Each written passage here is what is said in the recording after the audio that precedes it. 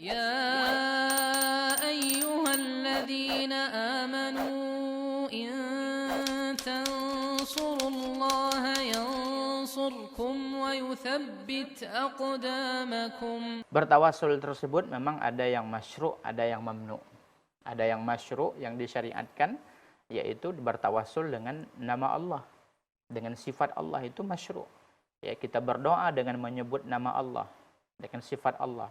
Itu boleh. Allah mengatakan, dalilnya adalah Allah mengatakan dalam Al-Quran, walillahil asma'ul husna fad'uuhu biha. Dan Allah memiliki nama-nama yang baik, maka bertawasullah kalian dengan menyebut nama Allah tadi. Berdoalah kalian dengan menyebut nama Allah. Itu masyru'. Di antara tawasul yang masyru' itu adalah minta didoakan kepada orang yang soleh yang masih hidup yang ada dekat kita. Yaitu boleh.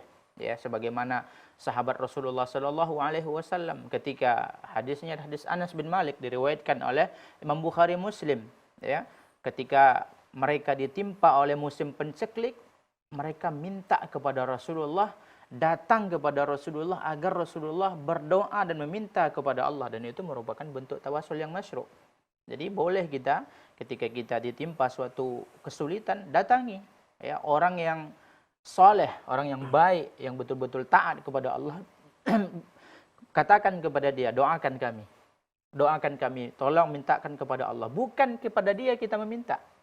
Bukan kepada dia kita meminta. Akan tetapi kepada kita dia minta ya kepada Allah dengan ya agar Allah Subhanahu wa taala memberikan kepada kita jalan keluar dari musibah yang kita dapatkan. Kemudian di antara tawasul yang masyru' adalah bertawasul dengan amal soleh. Hadisnya masyhur, cerita 3 orang dari yang mereka tersebut terperangkap di gua.